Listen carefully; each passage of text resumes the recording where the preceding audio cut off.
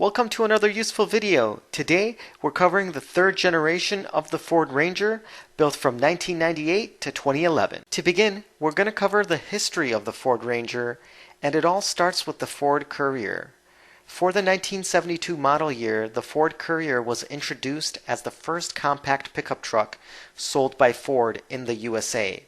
It was a joint partnership with Mazda, and it was essentially a rebadged Mazda B1800. The Courier would become the first of several jointly manufactured vehicles between the two companies. Built in Mazda's Hiroshima, Japan factory, the Courier was sent to the United States as a cab chassis, and later, once it was in the United States, the pickup truck beds were installed before shipment to the dealerships. This was done to avoid the 25% tax on imported pickup trucks, aka the chicken tax, since the cab chassis would only be taxed at a rate of 4%. The successor to the Courier started development in 1976, codenamed Project Yuma. Eventually, this would become the Ranger, and it was a $700 million project used to develop and manufacture a compact pickup truck in the United States that would provide good fuel efficiency and good payload ratings. With an emphasis on quality and fuel efficiency, the first Ranger was sold as a 1983 model. In terms of size, the first-gen Ranger was larger than the Courier.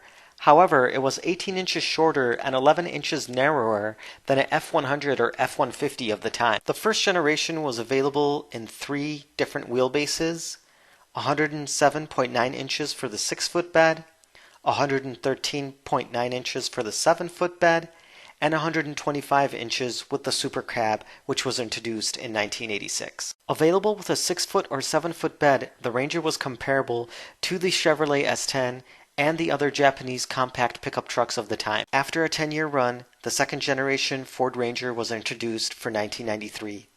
It shared no body panels with the first generation and had a brand new aerodynamic exterior design.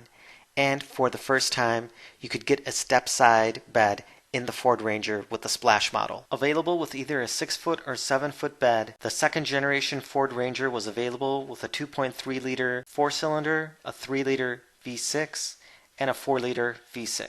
The third generation Ford Ranger was available from 1998 until the end of December 2011 as a 2012 model for the USA market. It received a major update to the body style first introduced in the 1993 second-gen Ranger. It got a longer wheelbase and a 3.7-inch increase in the regular cab models, which made the interior in those models much more roomy. The front half of the frame was boxed rather than C-channel construction, and rack and pinion steering was added. In 2004, the Ranger received some updates to the grille, hood, and front bumper, with another round of revisions coming in 2006 that included changes to the front grille, front side markers, and taillights, and a new rear Ford logo that was larger and centered in the rear tailgate.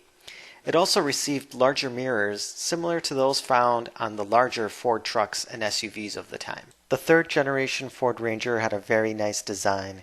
It still looks fresh and modern today, and the truck had very nice proportions. Specifications ranged greatly for the third-gen Ford Ranger, with a lot of different offerings on hand. Some of the colors available included torch red, Oxford white, and my personal favorite, the grabber orange color. There was also different trim models available. Those included the XL, the XLT, the Sport, and the off-road-centric FX4, which was available with a torsion limited slip differential, Rancho shocks, and some other goodies. It really was the off-road version of the Ford Ranger. Here you can see the overall dimensions of the Ford Ranger, followed by the maximum loaded trailer weight in pounds based on the engine that the Ranger is equipped with, and the maximum payload, again in pounds. One interesting thing to note is that the manual transmission 2.3-liter can get up to 29 mpg. The interior of the third generation Ford Ranger was generally a great place to spend some time. Some positives included a very ergonomic dashboard, a nice steering wheel, decent enough seats, and options that would make life a lot easier, such as power windows, power locks, cruise control, and some really great things that you could get, such as a Tremor audio system with a subwoofer. Overall, all of the controls are well laid out, very functional, and easy to use. The air conditioning and heater in these trucks works pretty great as well. In terms of criticism, it would be that some of the materials weren't that great and there was a lot of hard plastics abound. However, these hard plastics translated into materials that would last for a very long time, be easy to clean, and also easy to repair if one had to. The interior, like the exterior of this generation Ranger, still looks pretty great today and was definitely a great place to spend time. In terms of engines for this generation of Ford Ranger, you generally had three different options available: a 2.3-liter 4-cylinder, a 3-liter V6, and a 4-liter V6. The 4-liter was the powerhouse, making 207 horsepower and 238 foot-pounds of torque, whereas the 2.3-liter was the efficiency powerhouse, enabling you to get up to 29 miles per gallon with a manual transmission. The 3-liter was more comparable to the 2.3 versus the 4.0, but it was still a good engine that was fairly reliable and had long service intervals.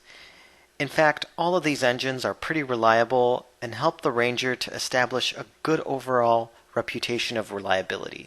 If you like looking to the aftermarket to modify your vehicle, then you're in luck because the Ford Ranger has a really great aftermarket support network. There's a lot of really great manufacturers that develop a variety of different items that you can utilize to make your truck stand out or perform better. These include suspension kits, wheels, tires, brakes, grills, lights, and really a whole plethora of different options. Even this camper. So as you can see, the Ford Ranger is a really great platform to modify. Like any used vehicle, there are going to be some common problems that affect certain Ford Rangers based on the options and trim. On the 4.0-liter engine, you can have a rip or tear in this PVC elbow. Luckily, it's an easy and cheap repair. On the 3.0-liter engines found in the Ford Ranger, the camshaft synchronizer generally starts acting up around 60 to 100,000 miles and will require replacement. I've made a great video on how to replace the camshaft synchronizer on a 3.0-liter engine, so make sure that you check it out. The shackles and hangers for the rear leaf springs can also become damaged or rusted after use in time. To replace them, you'll need to cut off the old units, and to install, you'll need a welder to install the new shackles and hangers into place. 2001 to 2004 Ford Rangers equipped with the 4.0-liter engine may exhibit some timing chain rattle upon startup. This is generally caused by faulty timing chain tensioners, and it's recommended to change the plunger-type screw-in tensioners every 70,000 miles to prevent chain slack, which can kill the guides. If you notice rough or erratic shifting from the transmission in your vehicle, then it might be the transmission valve body gaskets. The transmission valve body gasket and separator plate are known for causing issues in the 4R44E and 5R55E transmissions. If you have to depress the throttle pedal very hard to get throttle, that might mean that your throttle cable has stretched out. There's several ways to fix this. You can either replace the cable or attach zip ties to the linkage to kind of act as a barrier and make sure it activates straight away. If the door ajar light is on, even after the doors have been closed properly, you might have a faulty sensor within the door check area. You can either spray some WD-40 to clean it up or replace the sensor. Upper and lower intake gaskets can also become damaged or cracked or brittle, causing issues like white smoke coming out of the tailpipe or other drivability issues in conjunction with the check engine light. The best way to fix this is to replace the gaskets. The Ford Ranger has a very long and great history, and up to 2011 there was around 7 million Ford Rangers made at various plants across the USA, with the main one being the Twin Cities plant. Thanks so much for watching. Have a wonderful day. Please hit that like and subscribe button and take care.